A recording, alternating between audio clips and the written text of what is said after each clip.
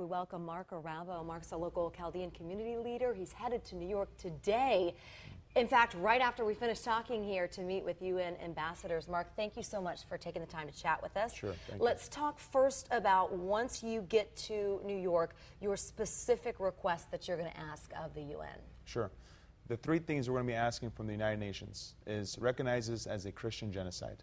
Number two, recognize this as crimes against humanity. And number three, recognize them as stateless people. Because once they're able to recognize it, under the Geneva Convention, they have to find them a home. How likely is it that they're going to say, okay, we'll do what you're asking? Well, we started this journey 8 weeks ago. We were the first ones that sounded the alarm to the State Department and to the White House about what's going on in Iraq. And when we introduced the resolution 7 weeks ago with Juan Vargas, the local congressman, folks said we didn't have a chance. 5 weeks later, we ended up passing unanimously.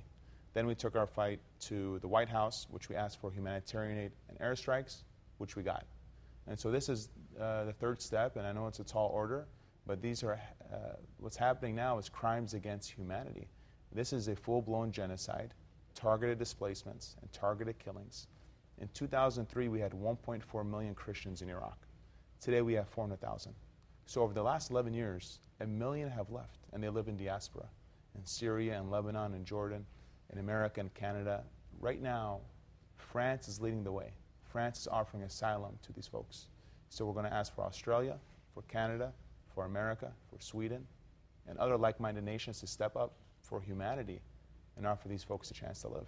You have direct communication with some of the folks in Iraq. What are you hearing from the folks that are calling you and saying, this is really, really bad? Right. So we're getting hundreds of phone calls a day. We've become the communication hub for what's going on. And we actually pass down our stories to the State Department. And what's happening is it's a living hell. They're moving from city to city with nothing but the clothes on their backs. They're dying of thirst. They don't have food. They don't have diapers. They don't have the basic necessities. This is complete crimes against humanity. The world should be outraged. And we will not stop our journey. We will not give up until we save these folks. And right now what's happening politically, we're seeing the disintegration of Iraq, a three-state Iraq, with Maliki in the south, ISIS in the middle, and the Kurds up north. And what happens is Christians have no representation. They have no defense. And they're being slaughtered by the hour. I think sometimes there can be a disconnect between us here in America and what's going on in other parts of the world. Either we don't really know about it, or we don't really know what to do about it. Can you talk about specifically why it's so important to American interests for things in Iraq to settle down and for this crisis to be worked on? Sure. What I could tell you as an American first that happens to be Chaldean, that when there's a genocide, America is the light of the world. We need to act. Another thing that people should realize is what's happening now is a bitter consequence of the 2003 war. Since the 2003 war, we've lost 5,000 of our sons and daughters in America, our soldiers. And 1 million Christians have fled because they've been isolated killings. Now it's become a systematic cleansing of the oldest Christians in the world. And ISIS has been very clear. They started in Syria. They went to Iraq. They're marching into Lebanon. They've changed their name from ISIS to ICE, which is Islamic State. They know no boundaries. And Baghdadi, the head of ISIS, he was in U.S. custody in 2005.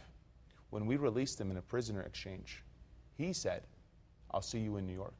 So the foreign policy is the #1 thing the next president should deal with.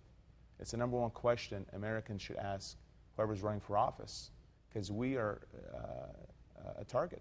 And we have to do everything we can to protect our national security. And it starts by containing this group and eradicating it from the region, and then empowering the Iraqi government to be inclusive. And this is not just a regional problem. It's the world's problem. You kind of touched on it right there with thinking ahead to the next president. But, you know, I'm looking at these pictures the other night of these children that are being killed, and it's horrifying. And I'm sitting here in San Diego thinking, what can I possibly do about this? So what can we do here in San Diego? A lot of times you look at this, you're horrified, but you don't know what you can do about it. Well, there's a lot folks could do, but the main thing is prayer. We want everyone to join us, and we know that will make us cross the journey. Another thing they could do is follow our journey on minorityhf.org.